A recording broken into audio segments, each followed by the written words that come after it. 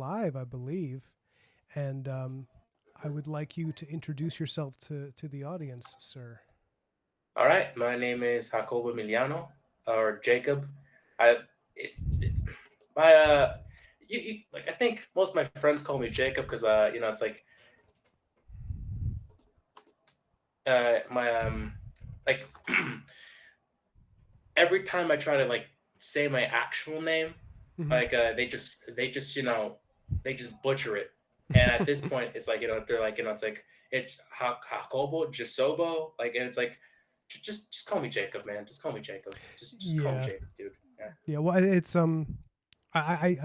as with someone with the last name Gutierrez, and as you as a Hispanic know, it's like Gutierrez, but like a lot of people will say Gutierrez, which is like fine, I guess. But every now and then, well, this one guy called me Ryan Gutierrez, like TH, and I was like, bro, like Really? where? Yeah, well, he also that particular, he's an interviewer who's a good friend of mine who would have me on his podcast all the time to talk comics, and it's funny because I like the guy, but he has complete mush mouth. Where people he just can't pronounce. Even my comic, he was like Black Marrow. He kept messing up the pronunciation. He was like Black Marrow. I was like, oh, dude, like it's an English word. It's like these are words you've used, and he just has a hard time talking.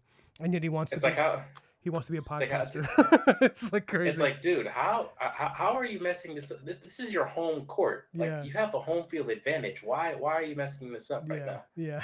yeah. I suspect he I don't know. It's funny because it's like a piece of advice I got from somebody on YouTube was they said that everything having to do with audio is far more important than anything having to do with visual. Like Oh, audio quality and how well you speak is like so much more important than what's actually on camera because people if they click off of a video, it's almost always because of well, not always because of, but if the one thing is going to make them click off, it's poor audio because it's usually a sign of just poor quality. yeah, Where yeah, yeah, you lack know, of professionalism, I think. yeah. Whereas visuals, people will be a little more patient, which is interesting Mhm. because the audio is a lot of what the content is, for a lot of people. But what are you working on today on your stream? Well, I'm kind of a like okay, I'm stuck between two things. Like Yeah. I am right now. I'm kind of working on a Warhammer comic, like a fan comic. I wanted it to be like I wanted it to be like a portfolio piece that I could bring to Lightbox because I'm going this October. Cool. It's it's basically like it's not on my stream right now because I'm having like a bit of a having like some technical difficulties.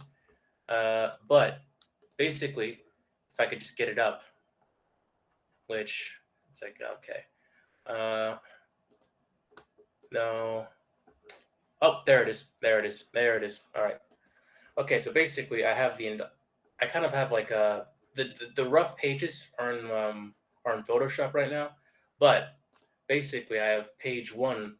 Basically, it starts off with like a kid.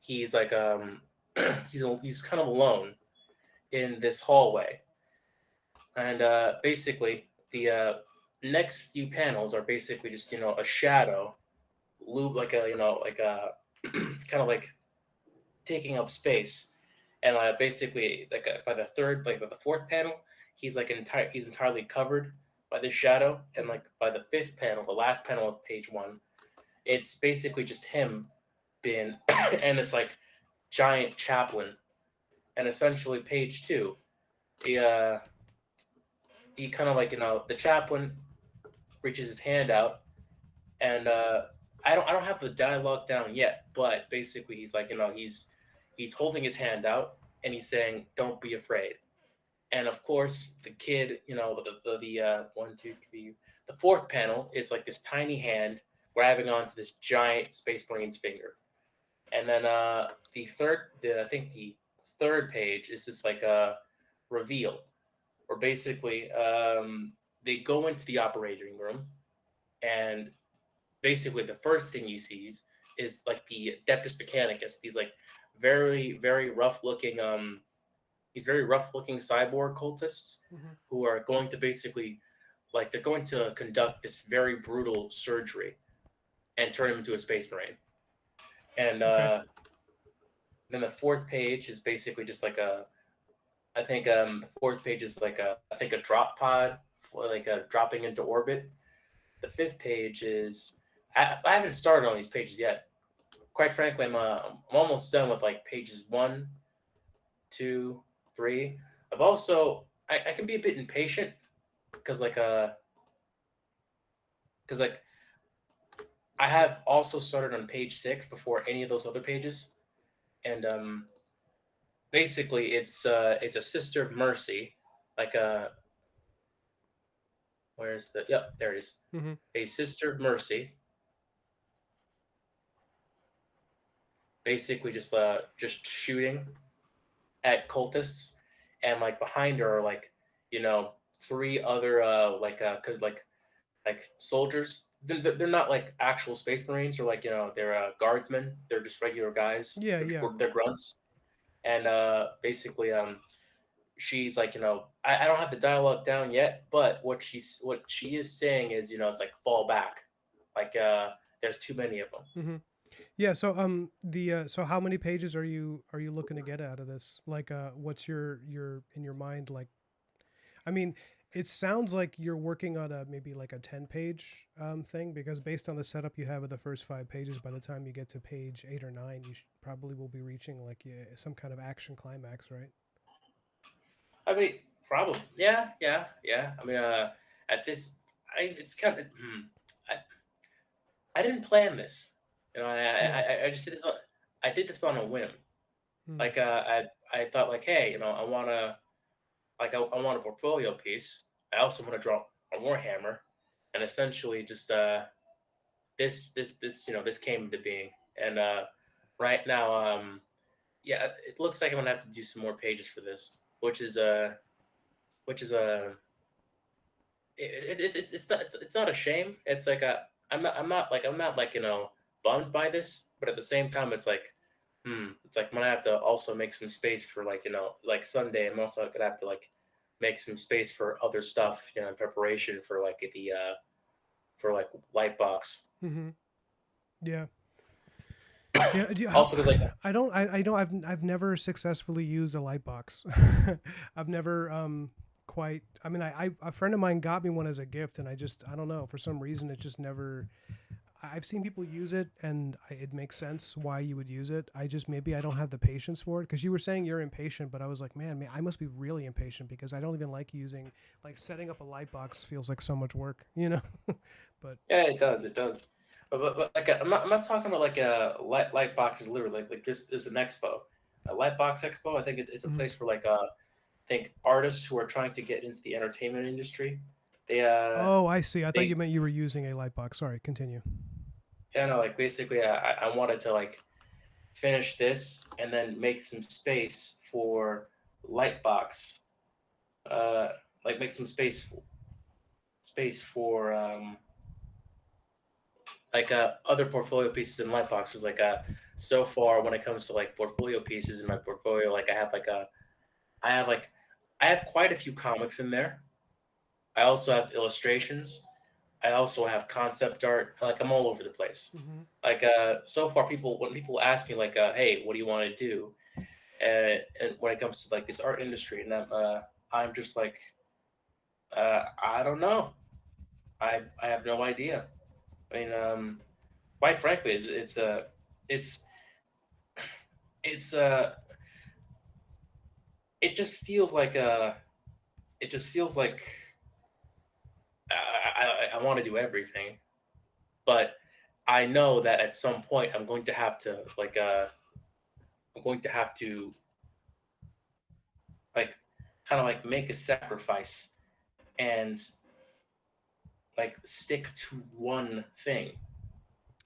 Well, I don't know that it's necessarily sticking to one thing. Oh, also, if anybody's watching, I'm not quite sure what I'm going to draw yet. For this is I keep erasing the same image. It's sorry if anyone's impatient. What's happening on my end is that I my art rep has a show on Thursday, and I want to squeeze out a couple of more pieces that I can bring him so he can sell them in person at WonderCon or Heroes Con. I forgot whichever one is on Thursday. So Right. I'm trying to figure it out as I go. So I'm like, was this going to be the Hulk or is it going to be like Conan the Barbarian? I had knocked out a couple of pieces that are, girls. Like I did Supergirl, I did Wonder Woman, like smaller 9x12s. I wanted to do at least one of these as an 11x17. But anyway, sorry. I don't know that it's necessarily like, I don't know that it's that you got to choose one and sacrifice everything else, but there you do need to like at least temporarily have some line of focus because otherwise, like the shotgun effect doesn't really. I have found that it doesn't work in my career. It didn't work. Like Yeah. because like I realized that I wasn't making much headway as a pure concept artist until I got in to a production agency. I got in as a storyboard artist because of my background in comics, because storyboards are basically comics. So Yeah, basically. that gave me a leg in, and then from there I was like, hey, I can also do concept art. You should pay me for that too,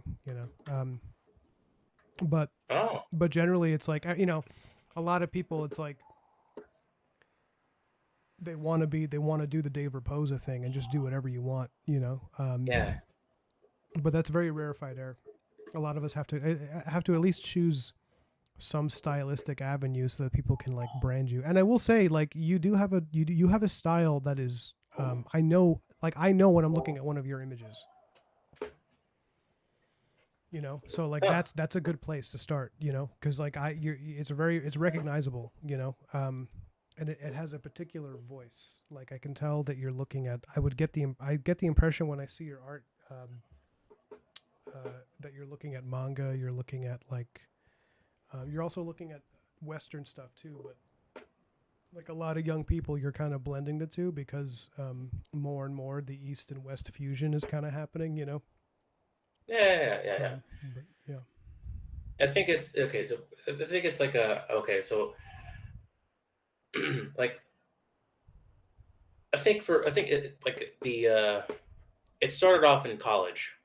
Like essentially, when I was in college, like I kind of regret my time in college because I feel like it's like I when I was like around 18 to 19, I was very disconnected. I was very like depressed. I kind of had like this crisis of like mortality, where it's like it's like the feeling of like it's like I knew someday that I was like going to pass away, but like I was too like distracted to also like to comprehend what that meant. Hmm. Also, I think as a 17-year-old, you're like especially in like the age of like the internet, like you're distracted in general. And also, I was kind of like looking at this as like it's like oh, it's just another phase. Like it's like okay, I graduated elementary school. Now I go to middle school. Now that I've been through middle school. I go to high school. Now that I'm almost on high school, I can go to college. And like I Mm. didn't exactly knew what that meant. Like it's like it's like when you're a kid, your parents like basically everyone around you kind of like tells you like, hey, you got to go to college. You got to go to college. And it's like, I feel like college is a pretty good thing if you're intentional about it. I Hmm. wasn't exactly intentional about it. I thought like, oh, this is just something that I have to do. And Sure. it's also it's like I was 17 and I didn't really know shit. Like I was kind of like an idiot when I was 17. Like it's kind of embarrassing, but like essentially it's like I didn't know how finances work at the age of 17. Quite frankly, if you asked me what a deductible was, you know, I'd just be like, silent. Like I wouldn't know what that is. I have an idea of what that is, but I wouldn't know. But if you ask 17-year-old me to name like what five porn stars, he'd be like, off to the races, like I like don't Gianna Michaels, Violet Might, like I it's don't just think you're embarrassing. alone there. I don't think you're alone in that. I think a lot of I mean like at 17 I knew nothing about my finances, which is why I ended up heavily in debt for much of my life. So you don't have to be embarrassed about that because honestly that's actually in my opinion a failing of the school system that they don't teach us that stuff. Like at no point in any of my classes did anybody teach me how to do my own fucking taxes. Like it's just like crazy that like we should be taught how to do that shit, and instead, It's like, well, because they want you to be dependent on other people, so you pay them. you know. yeah, and it's like, wow, it's like, well, why not? Why not teach us teach us how to pay taxes? What, like we had home ec, you taught us how to cook, you taught us how to like know our way around the kitchen. What, you can't like, Yeah. do basic accounting? Broken Blade, is this better? My volume's better now. I think it probably is. I gotta get a new mic. This mic is killing me. Yeah, I mean, I agree with what you're saying though. It's funny because I just gave you that lecture in the beginning about how audio is more important, and then my audio is sucking for the first few minutes of the stream. That's funny. But yeah, no, it's show business. Show business. You yeah, gotta learn on the you gotta learn on the run. yeah. We'll do it live. Fuck it. Yeah, who was it who had that meltdown? Was it I think Bill O'Reilly. It was Bill O'Reilly, right? Where he's like, "We'll do it live." Yeah. Yeah. But sorry. You were saying I didn't mean to change the subject. I just needed to address the audio problems.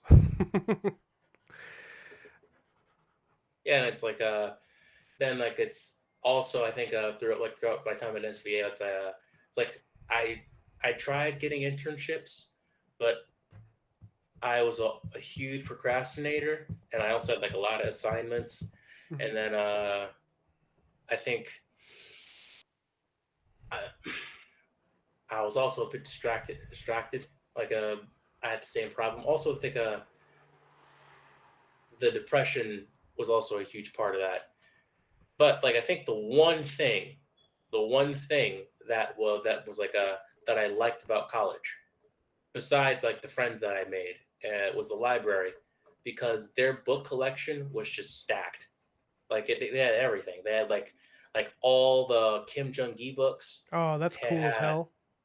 yeah, they had like every like a volume of Akira. They had Berserk. They had like the Meta Barons. They had like they had a lot of cool. They had like Masamune Shiro, like everything. And I spent like whenever I had like a considerable amount of free time, Mm-hmm. and when I was in college and I couldn't go home, I just showed up the library, and I just grabbed a shit ton of books, and just consumed as many art as like many like many artists as As many much books as as I could. yeah, as much art as you could. Yeah. Yeah, and like basically, I think the one that had the most impact on me alone was Akira. Like that book, like that manga, like it was like it kind of, you know, it was really amazing. Like I think like the art alone, like I knew that that Otomo Katsuhiro had Mm-hmm. like assistants help him out with the backgrounds, but I feel like the backgrounds like really sold that manga, because essentially it's like you have like these very like of course you have the characters who like have like these very like unique personalities, and you have basically Tetsuo and his like and like his transformation from like a shy kid who has trouble standing up for himself into this essentially kind of like homicidal cult leader. Mm-hmm. But in the end, like the Neo Tokyo and the architecture and like the backgrounds, like it was like a very like it was a very dynamic character in and of itself. Yeah, that And comic it has got maybe the best backgrounds I've ever seen of any city. Like yeah, it's absolutely amazing. If anybody in the chat is like looking for reference for drawing good, like really solid background cityscapes, dude, yeah, Akira you is can't go wrong with Akira. it's amazing. I mean, it's like a perfectly drawn comic all around. But dear God, God, his detail on every shot of this. It's like so incredibly unnecessarily detailed. It's like insane. It's like borderline. I don't understand how you can do that and still put out a comic of that volume. Like, well, he never implies a background. He just renders it every single time, and it's beautiful. But Yeah, it anyways, yeah. is. Yeah, I feel like I think like Satoshi Kon, Hmm. like he also like he was also an assistant in Akira. He did the backgrounds and Oh yeah. basic. I've seen some of his like other works, and basically it's like, wow, okay, yeah, I could see, it's like I could see what the backgrounds came from, Hmm. and Yeah. it's like Otomo Katsuhiro, and like basically Satoshi Kon and like the rest of the assistants that work in that manga, like just 10 out of 10. Yeah. Like it's a shame that we can't get that. Like we can't that like like a lot of a lot of comic books, Western. I'm not sure about like manga because like I'm pretty sure Otomo Katsuhiro is still like very influential when it Hmm. comes to like the comics overseas in Japan. But like in like America, it's like, well, we don't have that luxury, we don't have that time or like that dedicate. Like I don't know. It's like I feel like like not a lot of artists in in comics. Well, despite like maybe like Daniel Warren Johnson and like Pepe Larraz, Hmm.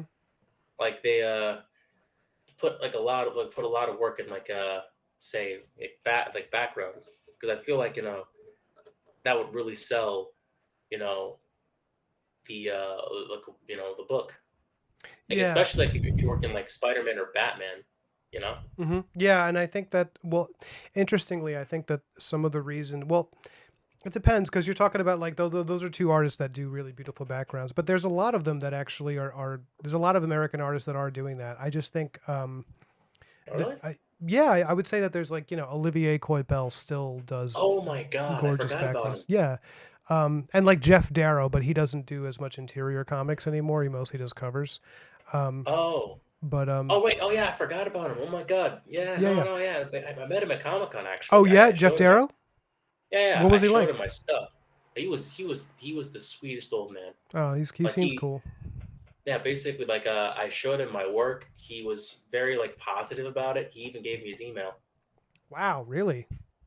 Yeah. That's cool. Uh, Have you kept in touch? no, cuz I'm a coward He's who doesn't I didn't use the email because like it's like it's Jeff Darrow, and like I was still kind of like I, like I met him at like near Comic Con 2024, hmm. and by that time, I still felt like I was a bit like amateurish, and he wanted to see more of my stuff, and I was like, it's like, damn, I can't show him this. This isn't cool. This isn't like this isn't fit for Jeff Darrow. This the guy who did concept work for like Matrix and did like Shaolin Cowboy. Yeah, oh You man, know, Shaolin Cowboys, or however you pronounce it, is really beautiful. But also, like, yeah, let's address this inferiority complex. This is not. It's not gonna. It's only gonna hold you back. Like yeah. because like I'll be honest. How old are you now? I am 25 years old. I Okay, am 5 years away from being 30. when I was It scares me. 25, I probably was not as good as you are.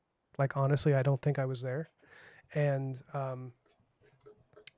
if I had gotten Jeff Darrow's email, I would have never left him the damn fuck alone. I mean, granted, I probably would have showed some social awareness. Like I'm joking, I obviously would be, but I definitely would have taken him up on that because, like, when I was 27, when I was first breaking in, I met Sean Gordon Murphy at a convention, and he was great. He was really nice, and he never offered to give me his email. But if he did, I would have absolutely reached out because I was like, when an artist does that, he's not just being polite. Because the reason I bring up Sean Murphy is because if he wanted to give me his email, he would have. And if he didn't do it, it's because he didn't want to, you know? And like, so when Jeff Darrow gives you his email, like you should absolutely, and granted, it's not like you squandered it. You can still do it. Like you can still reach out and give and actually reach out to him because I'm sure if you were like, hey, we met at a convention years ago and I've been, putting together new pieces to show you, whatever. Um, not because he can necessarily get you work. I mean, he might be able to get you work, but it's more just like you want to be in a position where these people know your name and they remember you and they remember liking you, because the big piece of advice that I give a lot of people, not that I'm necessarily in a position to give anyone advice, because it's like it took me so long to get anywhere in my career that's like viable. Um, but I would say that the big piece of advice that I would impart to everyone is that so much of this business is social. It's just people remembering that they like you. Because you'll see a comic and you'll be like, how did this guy get on that book? He's not even that great.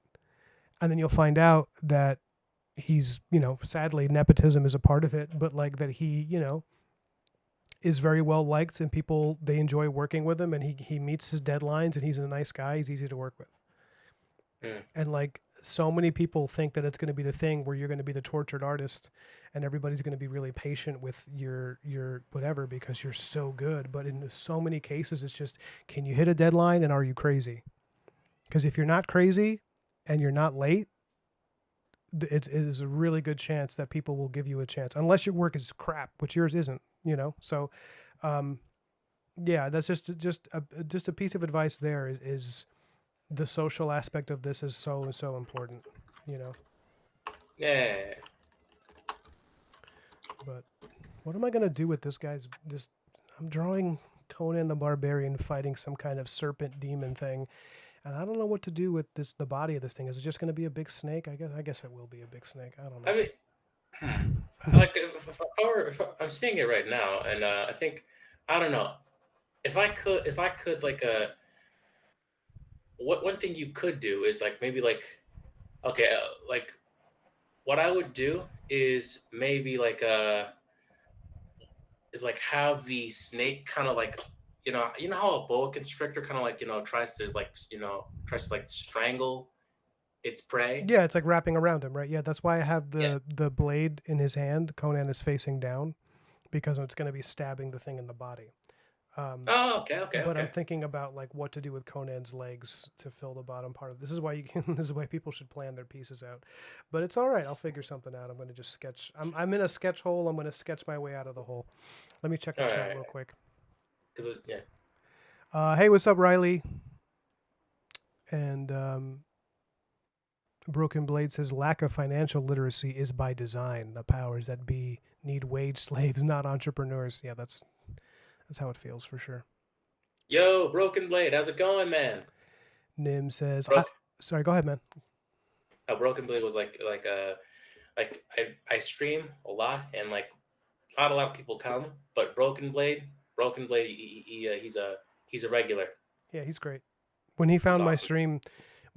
stream, it was like it was cool because he was you can tell he's really into art, and he's on his own path right now, and he just like I just immediately started seeing him almost every stream which leads me to believe he's probably working from home, which means I don't know if you're doing this for a living at Broken Blade, but it's cool. I really, if you're working even a part-time job and you're catching all these streams, we appreciate it. We appreciate you making the time.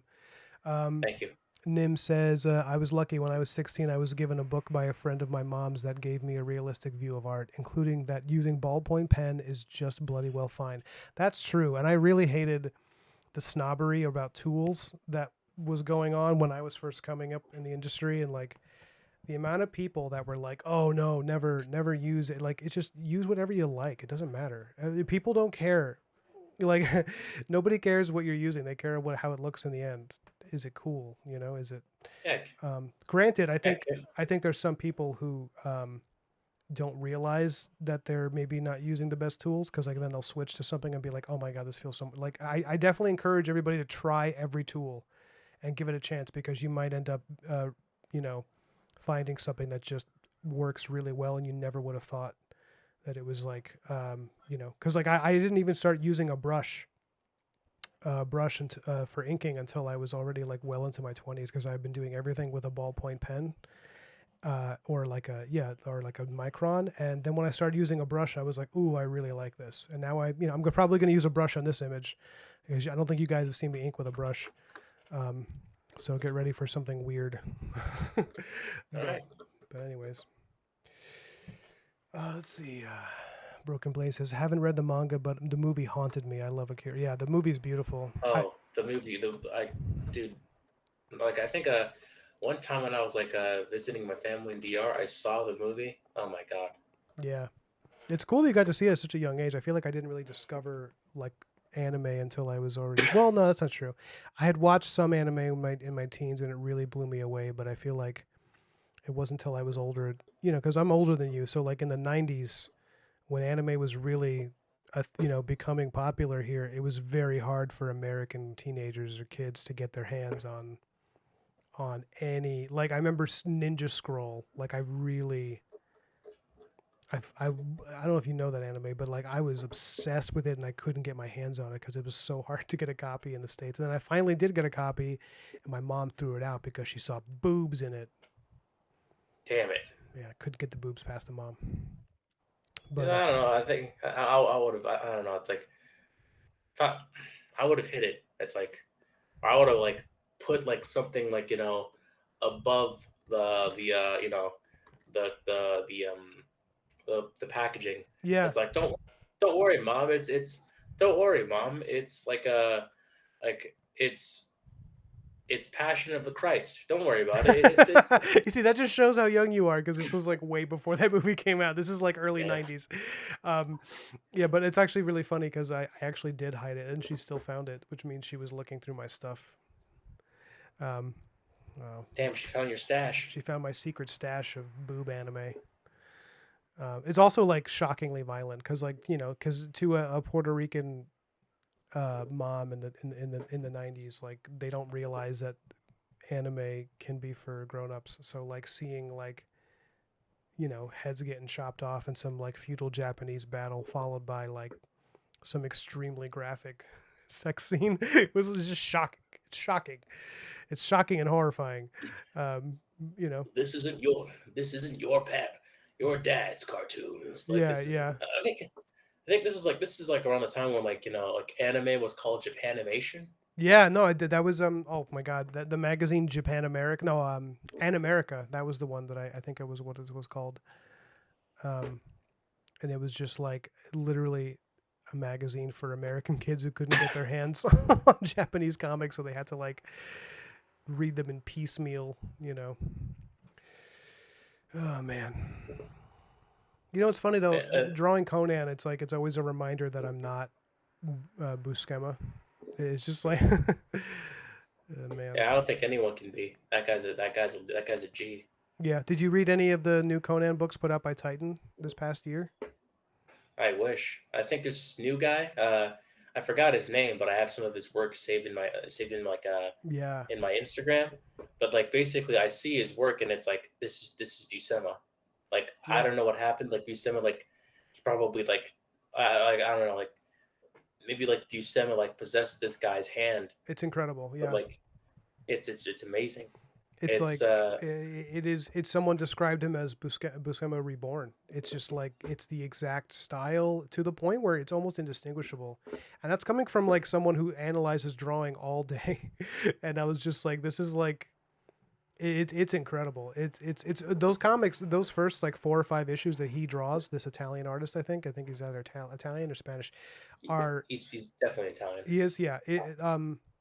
They're great. They're so beautiful. They're like they're just perfect, like classic comic art. And I think I forgot who did the colors. It might have been Dean White. I don't remember. And if it was, that's like a great pairing. But Yeah, yeah, like I wonder like how much this is like a OG sales go for. oh, how much the sales of what of like that comic? You mean?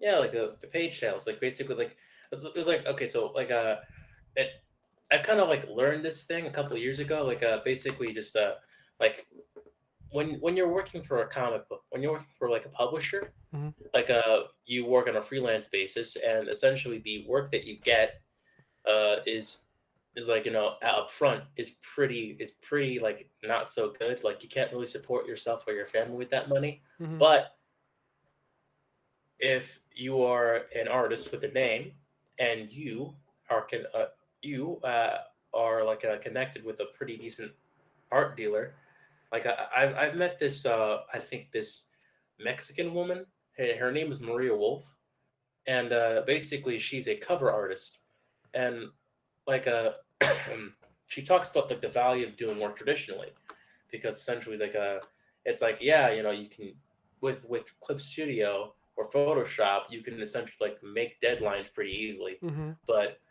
basically I have this like Spider-Man cover that I've done traditionally, and I'm gonna flip and I'm gonna basically send this to my art dealer, and he's gonna like it's gonna make $4,000. Yeah, no, And it's true. despite the fact that, yeah, and essentially it's like a lot of like a lot of artists are sticking to traditional because they know that they can essentially kind of like take advantage of that. Well, like because like there's still a pretty decent like original art market, Mhm.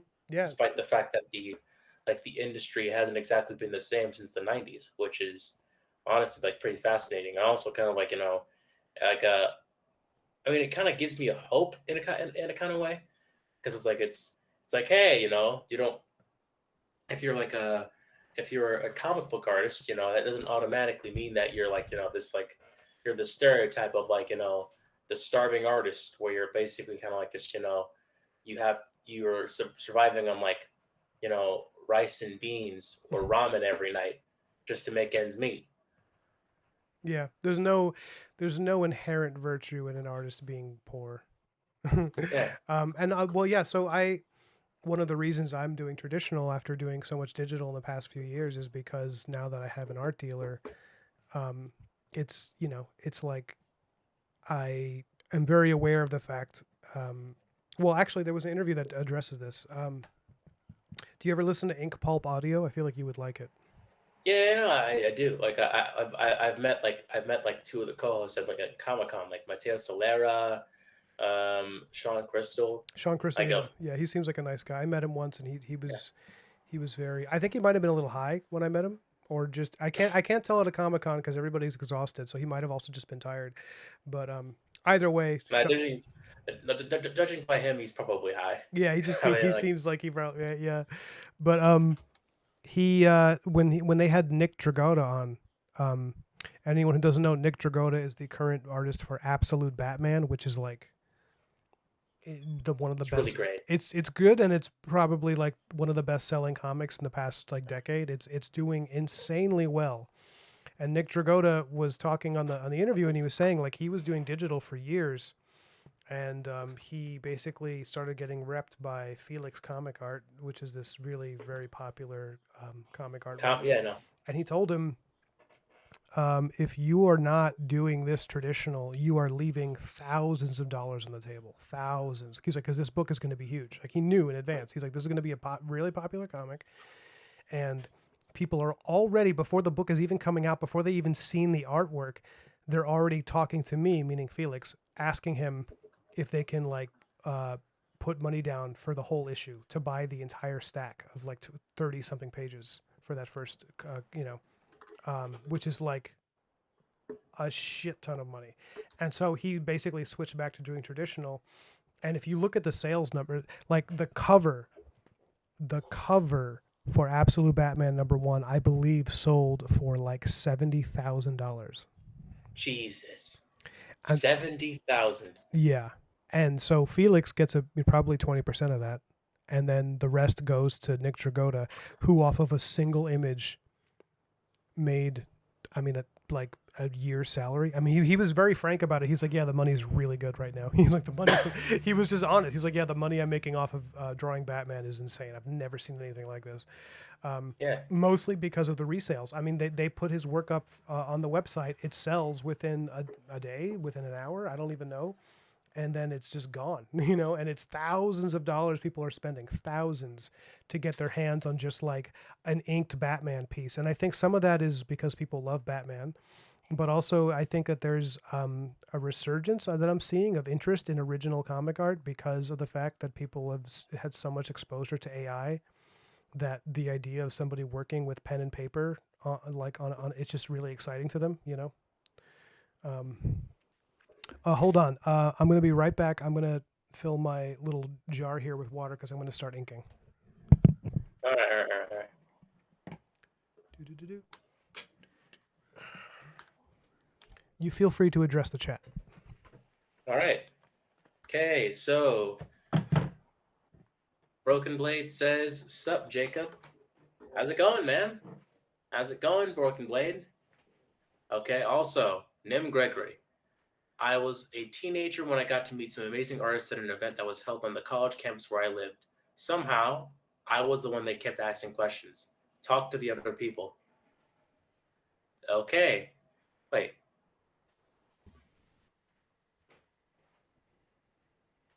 All right. All right. I mean, hey, if I was in your situation, I'd take advantage of that. Honestly, it's like I'd ask all the questions that I could.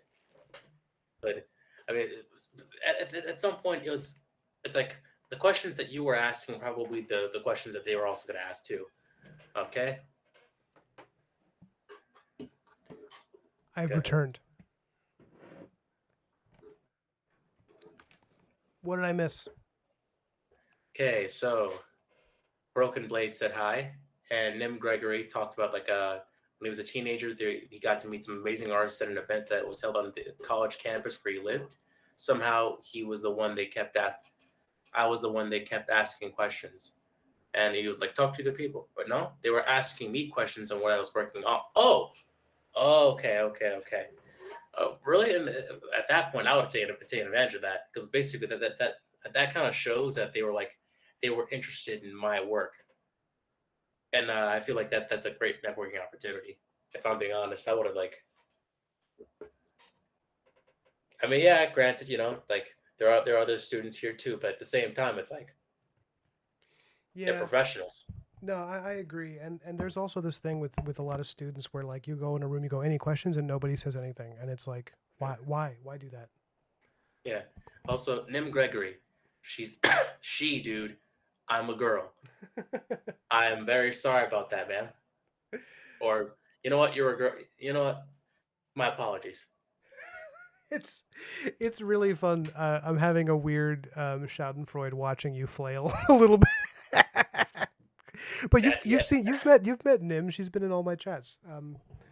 I mean, yeah, yeah, but it's like it's the internet, It's like it's a bit parasocial. Like I haven't exactly met her in real life. Yeah. I feel like I do better slightly in real life. Like I feel like you know, social ineptitude. It's like it's it's a weird thing where it's like if you've been socially inept in real life, it's like if you meet new people, you can like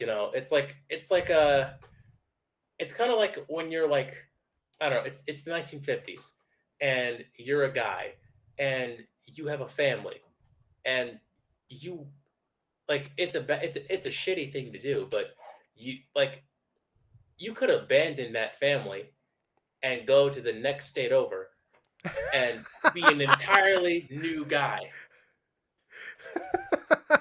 I'm really interested in where you're going with this. You're saying you can't do that anymore because everything follows you everywhere, is what you're saying, right? Yes, I can't be social. Like it's like a kind of like I do my best, but in the end, it's like you know like when I screw up socially, it's like it's like it's like it's scorched earth, and you know I have to start somewhere new. Well, You know, here's what I have found in my personal experience in my limited time on the internet. Um, my limited time like engaging with people publicly on the internet is that the more relaxed you are, the more likely you are to actually not be awkward. I know that it's like a kind of obvious to say that, but there's a bit of a paradox where it's like when you care less about what you're saying, or at least you obsess less over propriety, you're actually more likely to be more appropriate. Like people are weird animals that way. Where like it's like fear. It's I don't know what it is about it, but it's so rarely useful in our lives. Like it actually doesn't always help. It can help in survival situations, but like I've never understood what the benefit is of people being afraid of things socially. Like how does that benefit us as a society or as an individual, I should say, the human animal? Like, because most people, they've done polls on this. Most people fear public speaking more than death. Hmm, Like they're that's more wild. they're more anxious about embarrassing themselves in public than they are like literally dying. Um, which is just like understandable, but also hilarious. That like, why should that be the case? It never really made sense to me. But it's I think it's the idea that like we are hardwired to care a lot about status, and like social status comes from how well you perform in public, and like that can determine a lot about your life. Um, so no pressure, people. But yeah, I mean, I still get nervous about public speaking, a little bit here and there until I start, and then once I start talking, I just start to relax. And thankfully, people can't tell when I'm nervous. I hide it well, but I mean, I still have times where I'm streaming and I get a little anxious before a stream, not because of oh, well, I guess yeah, to some extent, it's just like a part of me is like, wow, I really hope I don't say or do anything that like uh, embarrasses me. And then I'm like, wait, what would I actually say that embarrasses me? Like, I'm I don't really have that much going on that's even interesting enough to be embarrassing. So, um, Yeah, I feel like at this point, uh, like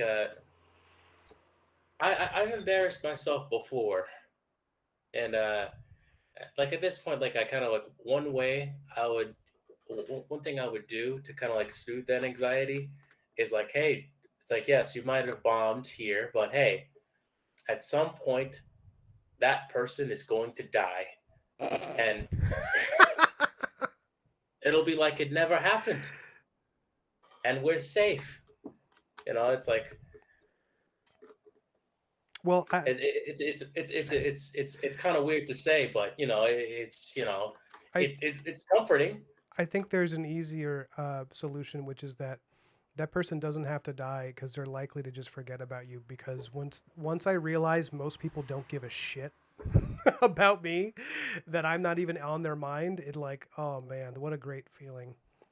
Like most Yeah, people because just they don't care. Like they have other things going on. There's a saying that I don't know if it made its way to your generation. You're like what, Gen Z?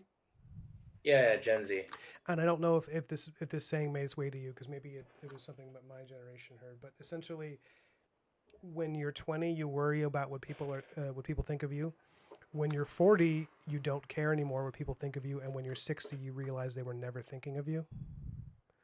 And I tried to internalize that before I reached 40, of just being like, yeah, nobody's thinking about me. I'm not that important. So like if I say or do something that's like stupid, they'll laugh about it and then they'll move on with their lives. Um, or they'll not like me, and then that also doesn't matter either. But yeah, I don't know. Yeah, because I have a lot of like social like it's okay. I think I remember one time me and a college classmate were talking about God of War, and I kind of made a joke about like it's like hey, right now they're doing like Norse mythology, but at some Yeah. point they're going to do Christianity, and it's like one day Mm-hmm. like at one point Kratos is going to fight Jesus Christ, and it's like at this point It's it's like funny. it's like and at this point it's at this point it's not even going to be a fight. It's Yeah. probably just it's just going to be that scene from Goodwill Hunting where basically Robin Williams is like it's not your fault, and it's like and it's like it's like take Williams, make him Jesus, and take Matt Damon, make him Kratos. Basically this, it's not your fault. It's like I know it's not your fault. It's like I know it's not your fault. Yeah, It's like yeah. I don't remember fuck this. with me, man. Don't fuck with me, man. Yeah, And yeah. then basically Kratos is just gonna be crying and like just they're just gonna be hugging. It's like it's so tough, it's so hard, and it's like, and then like a classmate who was like this I think gay Filipino woman was like, wow, that's so funny, and I was like, and I didn't want to ice her out, but like at this point, like I thought this chick hated me, and I wanted to like because like I have pissed her off more than once, and I didn't know what to say. It's like, what do I do? What do I say? I don't want to ice her out. Say something, you moron. And the more I wanted to say something, the less the like the like the less I could, and I was like, it just became this awkward moment that I didn't. It was just bad. It was just bad. How long ago was this? It was in college. I'm 25. I was You're like still thinking about it. 20. I'm still thinking about it. It's weird, but I still do. I don't know why. Oh, dude, I think about. I still have those moments too where I'll think about something I did when I was like 25 or before that, like my teens, where I just absolutely wrecked myself with embarrassment, like just completely just blew my own shit up. But I don't know. Sometimes it helps to just like, They're not thinking of you. yeah, to just be like she probably has completely forgotten about you entirely, like as a person. You know, like you're not on her mind at all. Yes. You said she's a gay Filipino woman. She's Yeah. probably you know, with her significant other or seeking a significant other, and is not thinking about some random dude in her class like 10 years ago or whatever, or 5 years ago even. But you know that intellectually, Yeah. it's just hard to internalize it. It's just hard. Yeah. It's just hard to. Yeah. Yeah. I think I've been taking steps to like kind of like get rid of that social anxiety. I think I went to a dance hall with my cousins and Hmm. my sister, and essentially like one thing that I would do is like it's like I challenge myself. It's like okay, so I'm going to dance with X a number amount of women. And what I would do is I would see a person or a woman, and I would, I take a deep I would breath. see a person or a woman. Continue. Yeah, it's like, hey, it's it's like you don't know. It's like gender is weird, No, and I don't finish understand it. finish your And story. Finish your story. I didn't yeah, mean to derail you. Sorry, go on. no, no, it's fine. And basically, what I would do is I just count the steps, and when I was in like a proximity to woman, Jesus, when when she could hear me, I would say, "Would you like to dance with me?" And the music was so loud, she wouldn't know. She wouldn't hear how nervous I was. Like if things were like if things were like if she could hear me, like I'd be talking like Vincent D'Onofrio from Daredevil. It's like, would you like to dance with me, Vanessa? Like it's like it's and basically, much to my surprise, they kept on saying yes. And if they said no, they'd be polite about it, and I'd back off. And it's like at this point when I returned to my cousins, they immediately just give me high fives. They'd be surprised. It's like because like I danced with the most like women in the dance hall, and it's like I even had like a little cousin. Her name was like Kardashian because she kind of looked like Kim Kardashian, Okay. and she thought she was the first to say, "I thought you were gonna hold us back." Normally you're like a stick in the mud when it comes to like when it comes to this stuff. And at that point, I was like, it's like yes, it's working. No, Well, that's actually a really good way to deal with your anxiety, to like force your. I mean, there is a whole thing about that, about how exposure therapy is actually probably the most useful thing. Like it's probably yeah, one it of the is. best things you can do, is just like forcing people to do what scares the crap out of them. And I Yeah. mean, it's like, and for all the girls in the chat, I don't know if you know this, but guys are more afraid of you than they are of death. Also, um, Yes. and dude, it's like, I mean, I'm married now, thankfully, but like even dating, like even when I was at my most confident, there was still moments of being like, wow, I really hope she doesn't like make me feel like crap by like by for like a moment of vulnerability or something. But Yeah. how are you? Can I ask? Do you exercise? Do you work out? Do you do any of that stuff? I mean, Not as much as I should. Yesterday, like no, I think a couple days ago, like I tried getting back into it. I did some small exercises like push-ups. That's great. I did like 3 sets of 7. I mean, It's gonna be that for me was one of the main things that helped me with anxiety. It was just getting like as fit as I could, just like even just for fun and for health, but like so much of my I think a lot of anxiety for a lot of guys is very physical. It's very like physical insecurity. Like if you just feel confident in your ability to handle yourself, you'd be surprised how many things just become less scary. Um, yeah. oh, Like okay. that was a big thing for me because I was so nervous growing up about like I was really social too. I was like a very talkative kid, but I also was like very like I remember getting so nervous before the school dance and being like all these because I was very heavy, so I was like all these girls are gonna laugh at me and shit. Yeah, um, I think it's like when it came to that stuff, like I was kind of like a quote unquote like nice guy. Like I think it's I basically I was so like I had so little confidence in myself to actually kind of like just like to actually kind of like just be like be like forthcoming and honest about like what I wanted. That instead, like it's like if I really liked someone, I'd be their friend, quote unquote, and essentially I would like I remember there was this classmate that I really had this giant crush on, but she already had a boyfriend, and I thought it's like, hey, I'll be your friend, and when they inevitably break up, I'll be next in line, and it's like basically it's like it doesn't work that way. yeah, It and does. It, yeah, and it never the works that movies way. lie to you. The movies make you think that that's how relationships start all the time. It doesn't. It happens sometimes, but in a lot of cases, if you're not, and this is for true for both men and women, if you're not talking about what your intentions are, people don't know.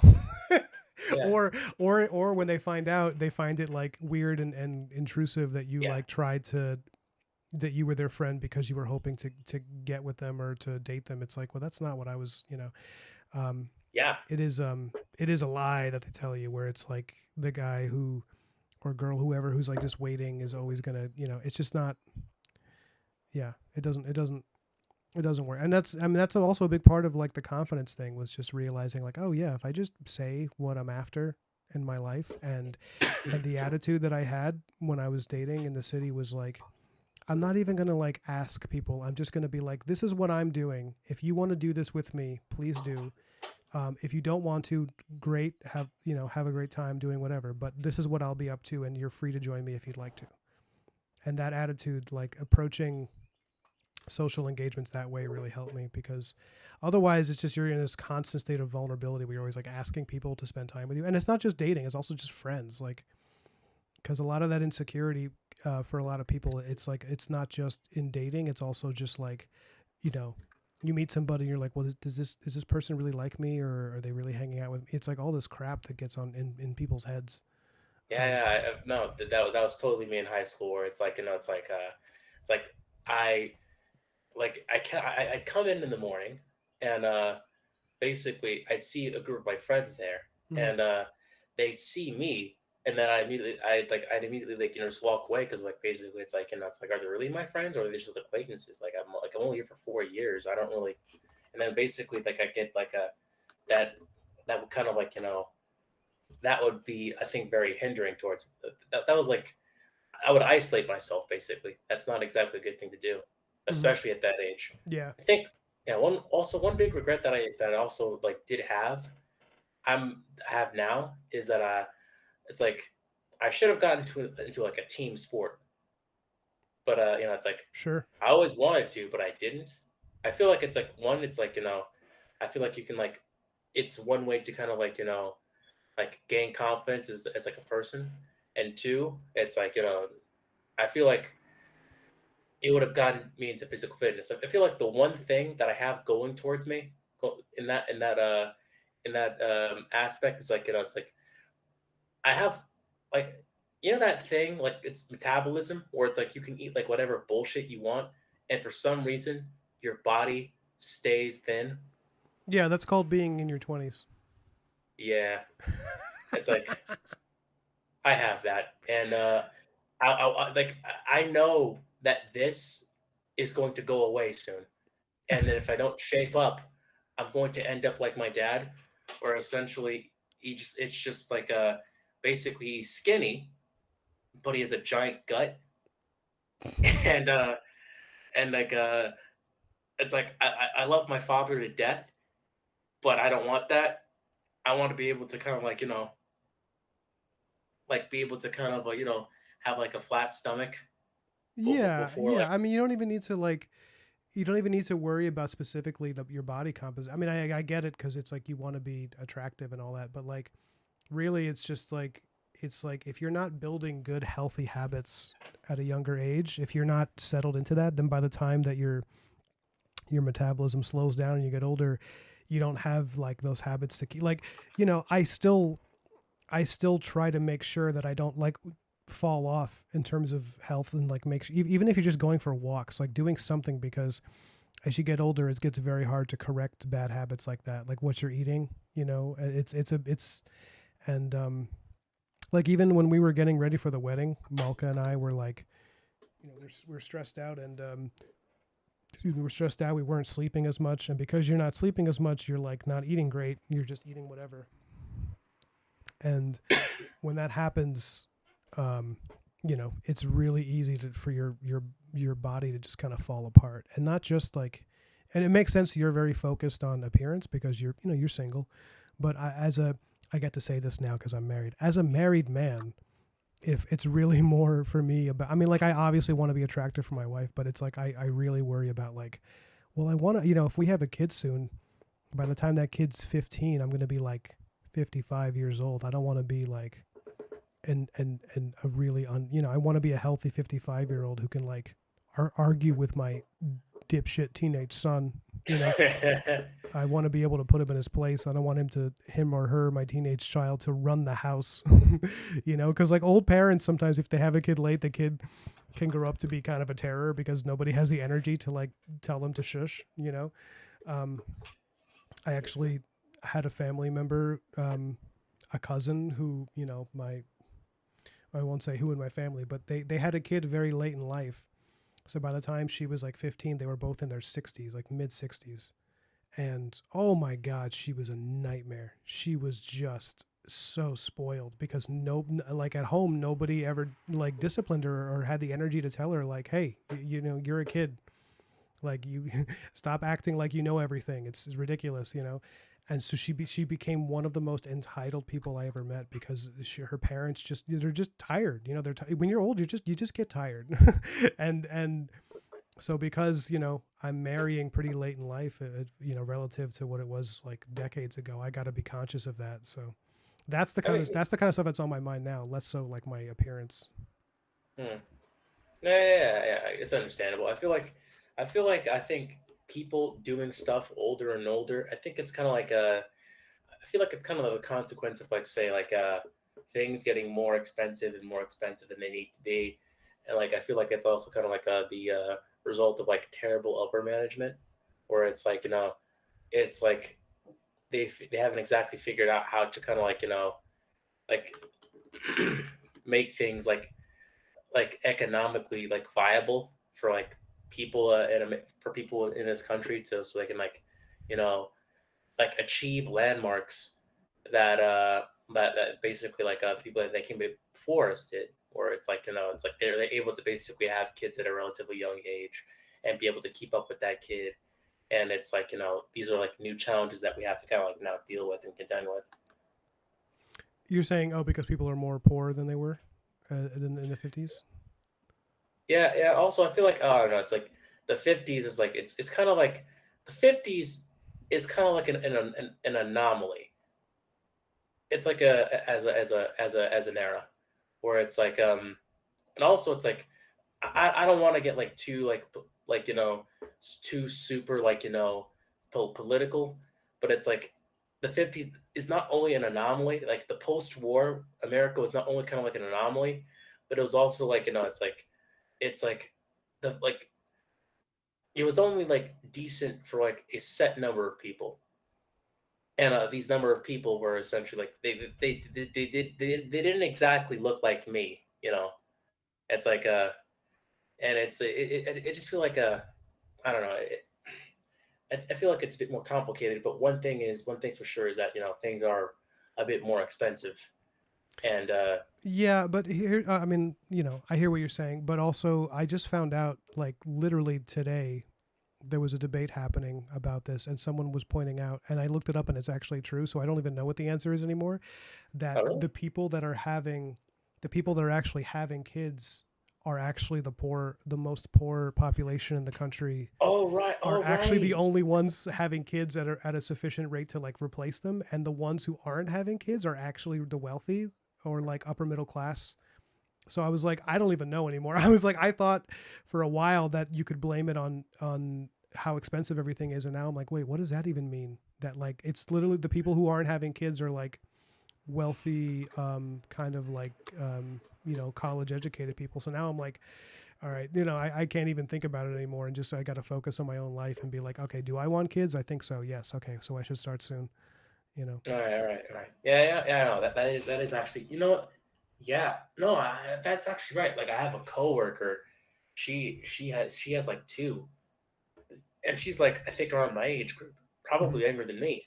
Yeah, So yeah, no, I think maybe I should step my game up and actually kind of like go outside and have kids. and Is that what you're gonna say? I mean, Do it, yeah, do but at it, this, do it. I Everybody mean, have kids. I mean, at the same time, it's like I'd like to have an art career established before I can like pop out my first like seed spawn. Like it's like I like to be like I'd like to be a cool dad.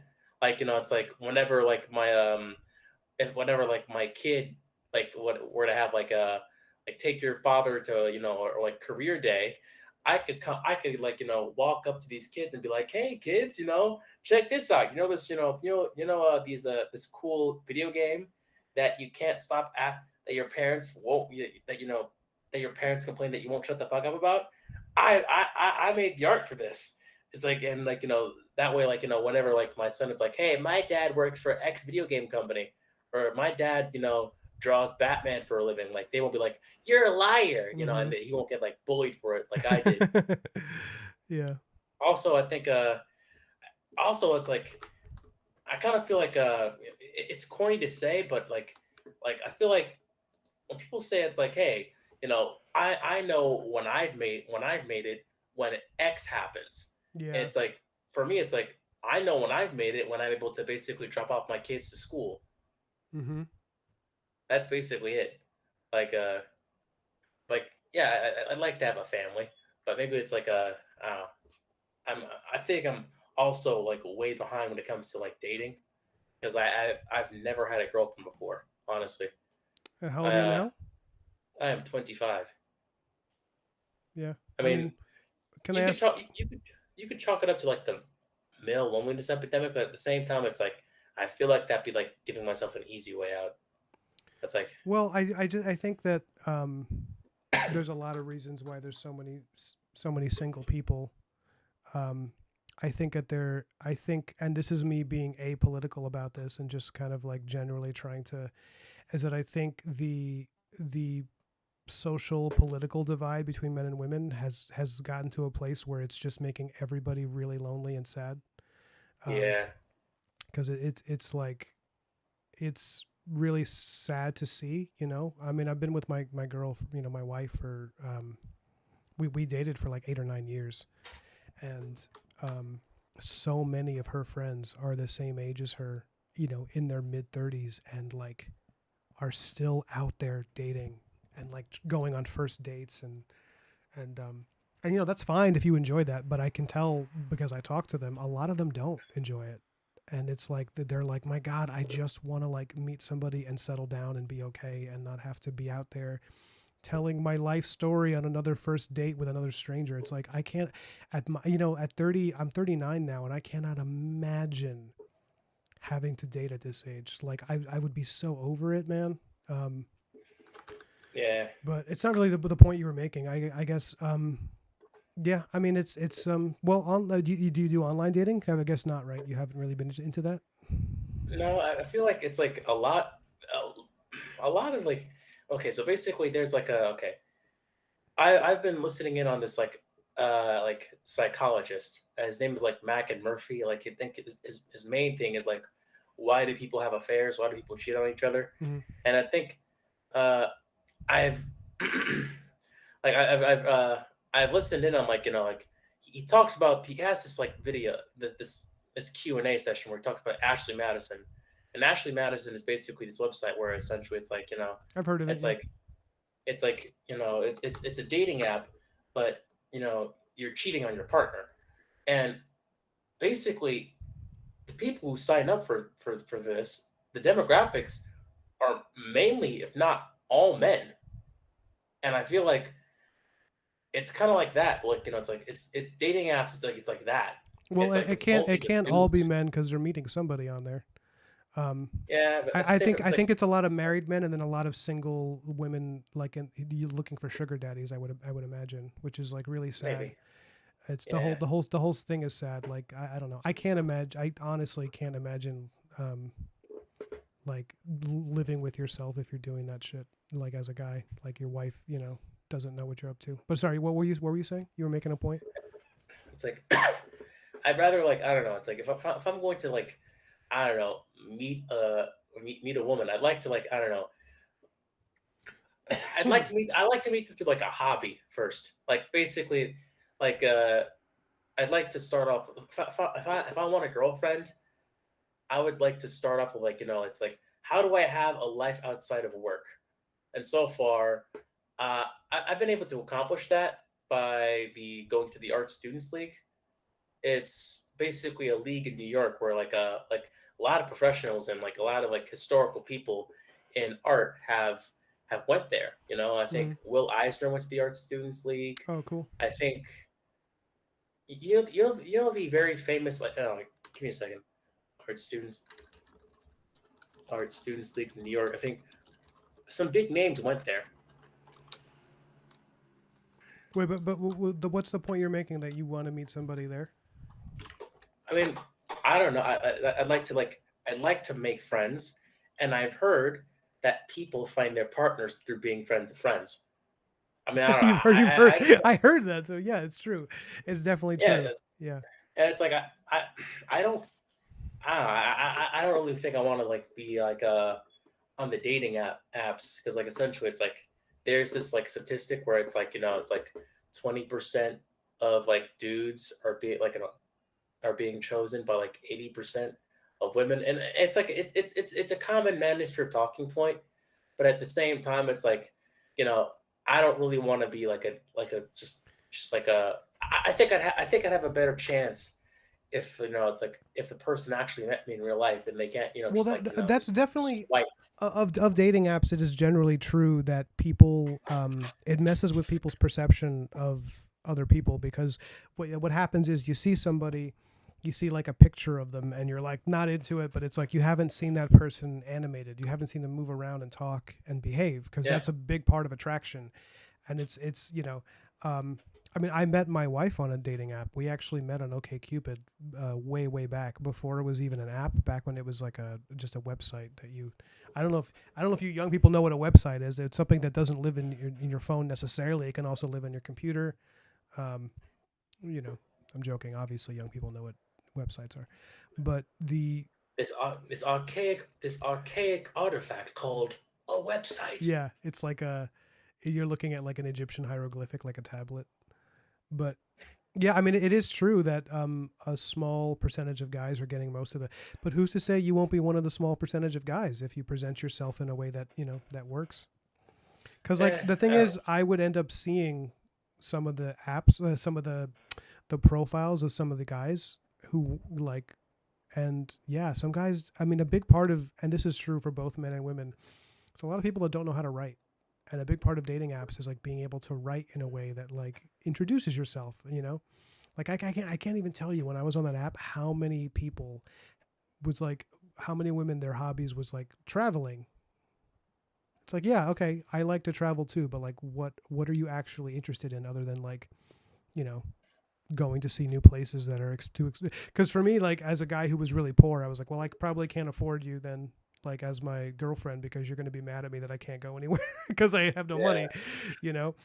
um Hey, we can travel to the Popeyes across the street and yeah, share a yeah. sandwich. We can travel on the C train and get a hot dog. um but you know, it's like my wife, We can go to yeah. when I saw her profile, she had all this stuff that she was interested in. She was really interested in animals and the environment, and she liked art and literature. And I was like, okay, cool. Like, we actually have something to talk about. It's not going to just be me juggling at our first date for like 20 minutes, you know, before she loses interest or something. But yeah, in general, dating right now it's scary for a lot of young people, because it's so many. It's like really hard to just like make a mistake and have it not um follow you, you know, like if you, it's just because so many things are, I mean, like if I was in high school now, I'd be so terrified, because every time somebody like, you know, farts, it's like it ends up on a TikTok, you know, uh Yeah. thing. It's just like that's so scary for people. Yeah, it's like I think there's like there was like a there was a I think one video where a YouTuber commentated on like an autistic kid Oh in man. an inner city school having a breakdown because like his classmates just wouldn't just pipe down and sit down. They were throwing shit and he was like screaming at a very high pitch, and that one kid was like, "What the fuck is wrong with you?" And like that's there forever now. Yeah. Like like it's yeah, He was, I it's very mean, scary. he was having a tantrum probably because a lot of kids with autism do not like loud noises. Yeah, You know, I don't have autism, but I also don't like loud noises either. I'm yeah, I'm fairly noise sensitive in terms of like, it's one of the reasons I couldn't stand living in the city anymore, was because the constant sirens were just making me crazy. Like I yeah, was losing my freaking mind. I was like, I was desperate for silence, for just yeah, like being able to go somewhere and not hear constant noise. And I imagine for somebody, for some people on the spectrum who deal with extreme noise sensitivity, that is rough, man. That's like, yeah. No, like I, I'm on the spectrum. I think it's like I feel I kind of lucked out because like there's some people where it's like it's like where it's like you can tell like you can tell that they have like that they're on the spectrum, mm-hmm. but I kind of like lucked out because it's like it's like I can mask pretty well, and when I mention it, they're like, "Wait, what? You have it?" And it's like, "Yeah." It's like, but yeah, no, it's like I come from like a very like loud Dominican family, and it's I gotta tell you, it's there's some days where like I would have to sit next to the loudspeaker, and basically when they're playing reggaeton, and I had to basically just sit there and like feel the vibration, feel the like the loudspeaker just vibrate my stomach and my skull. Yeah, yeah, it's not fun, not fun. No, no. I mean, and as for dating, I kind of I blame Silicon Valley. Like I don't know. It's like who? It's like I don't know. I feel like we kind of screwed up when we let the nerds, like let the tech nerds, be in charge of human connection. I actually agree with that completely. Yeah, I find that Yeah, I feel like it's infuriating. yeah, I feel like it's like you know what? Maybe we put you in lockers for a good reason. Yeah, well, I don't know. I mean, not. I mean, I get you that you're joking, but it's like, I mean, Bill Maher talked about it. He was talking about the, what's his name, the guy, Mark Zuckerberg, Yeah, and yeah, he was like, why is the most socially awkward guy ever the one to like try to set up social, you know, engagements for other people? Like that when he was, this is when he was trying to launch Meta, and it was going terribly. And he was just like, why is this the guy who's like, you know what, guys, I'm gonna address the chat real quick. The serpent character, I feel like I need to cover his body in shadow. I think I'm gonna like this could, yeah, this could work. I'm gonna try it. If it doesn't work, I'll be damned, I guess. I don't know. But let's see. I'm gonna go full shadow for him, because I think this bottom half of his body, I don't like how the shape turned out, so I'm gonna hide it in shadow.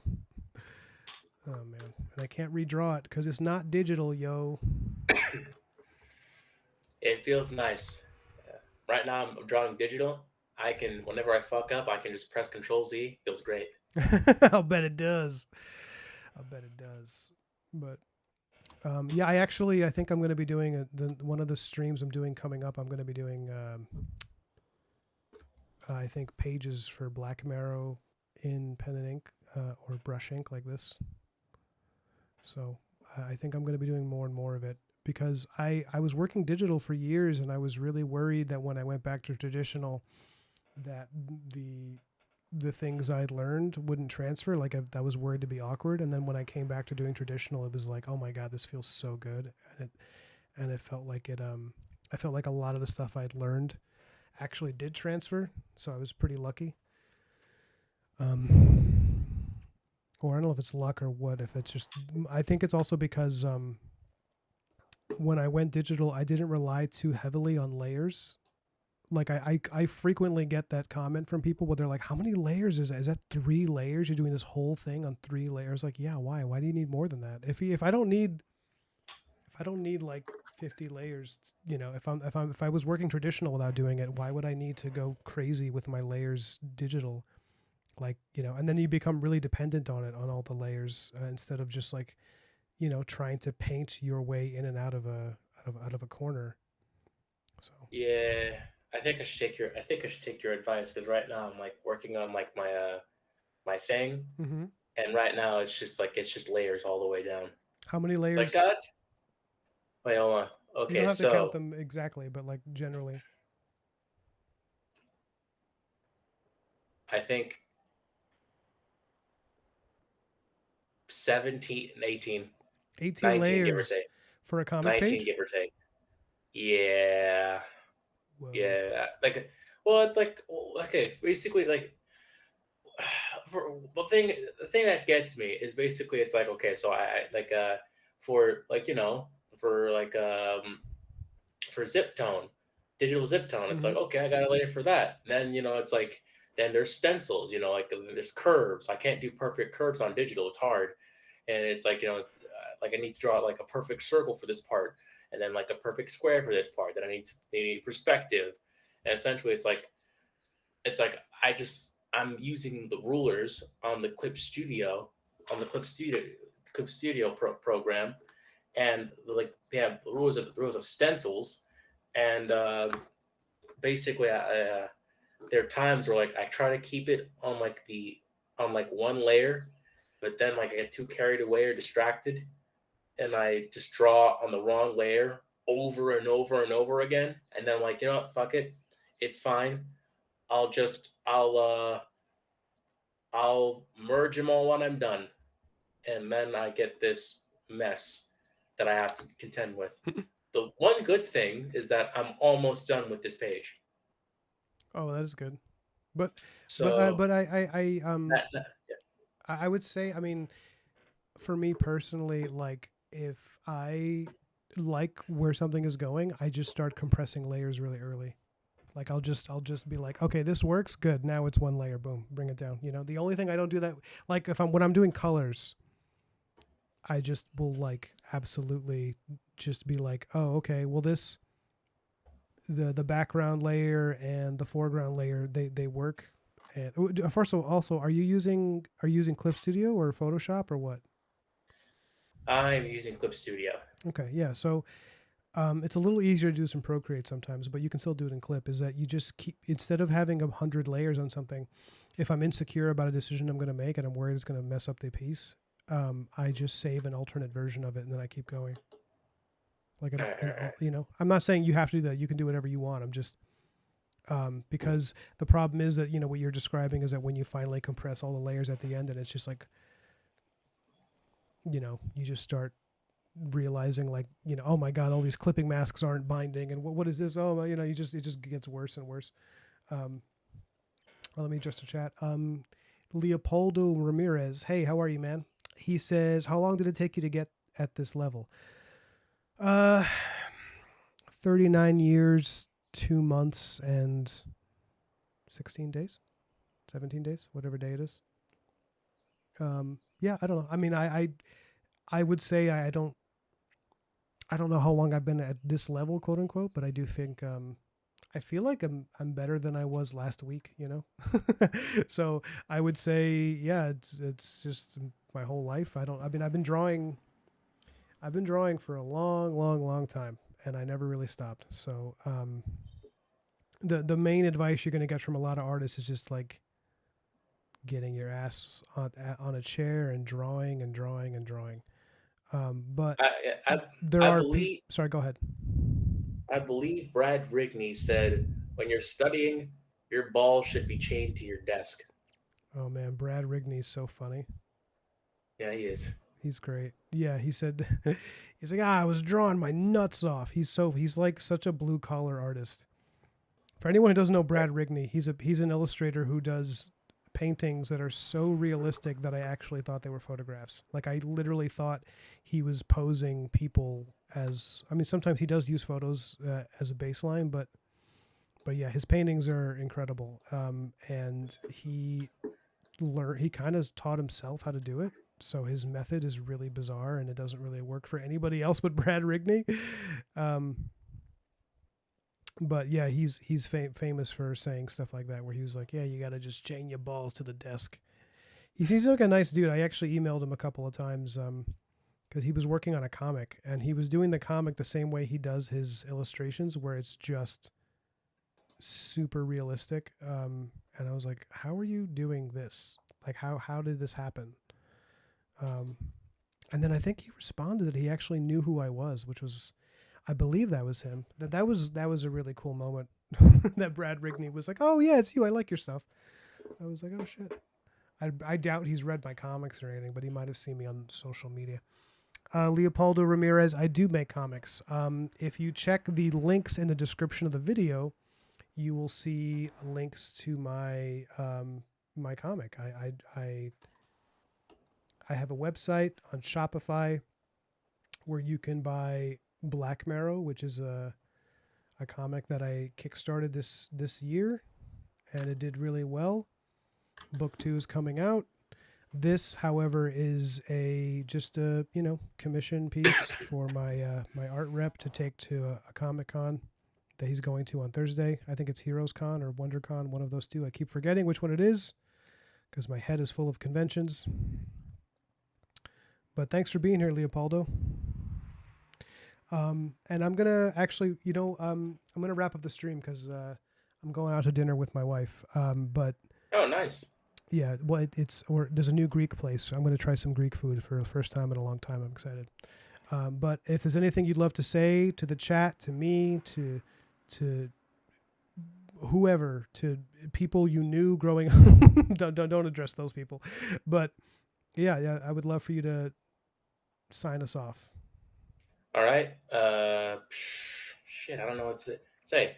My name is Jacobo. You can call me Jacob if you want. Uh, Ryan, thanks for having me on. It's honestly an honor. Um, the one regret that I did that I would like to rectify was like I'd like to talk more about professional stuff, like in the industry, Mm-hmm. like the pain points, the highlights. Um, I think if you want to be if you want to be an artist, just keep drawing. Don't stop until just can't stop, won't stop, I guess. Yeah, I mean, And I sorry, go ahead. I don't want to cut you off. and this was fun, and I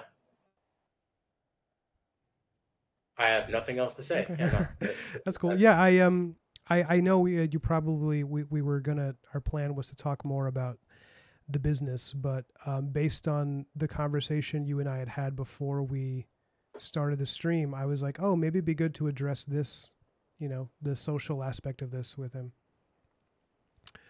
because that's a big part of it, and I think that's like, I don't know. I'm also very concerned with the mental health of people I know. Like I always want to know how they're doing because I think that a lot of artists neglect that. We all talk about what brush you're using and all this stuff, and I'm like, yeah, but how are you okay? Like, how do you feel about your work? Are you happy? because you don't have to hate your own work. You know, there's no rule that says you have to.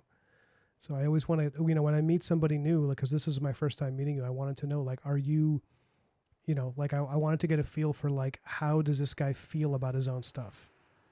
Because if you I don't mean, like it, it's you know, it's a hard life, and there's like you can see your work and be like, I need to improve, and also really love what you're doing, and like, and you know, and feel okay about it and not be miserable, you know. yeah.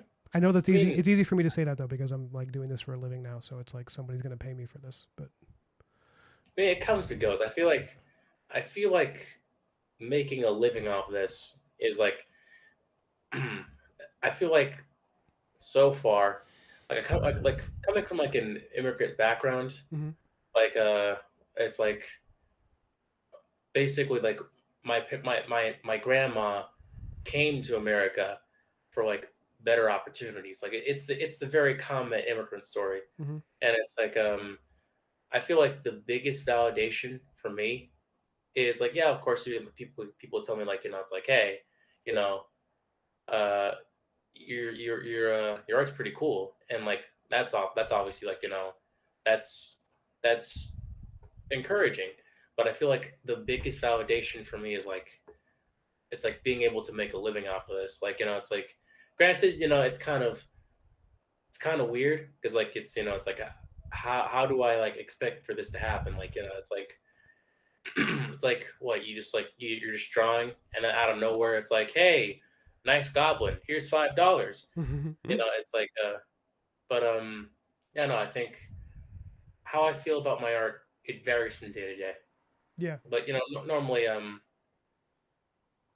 think the one thing that I'm focusing on is like just keep on doing it, and don't you know don't miss a day, or else you'll atrophy. yeah. Well, putting that aside for anybody new, oh, Leopoldo, thank you so much for subbing, man. Yeah, you should check out the comic, and you can buy it on Shopify, or you can just reach out to me and, you know, buy it for me directly, whatever's easier for you. Shopify is easy to use. I really like it. But thanks for subbing, and thank all of you for being here. I'll try to stream again tomorrow. Tomorrow it should be a good day to do it again, and maybe Dan will come on.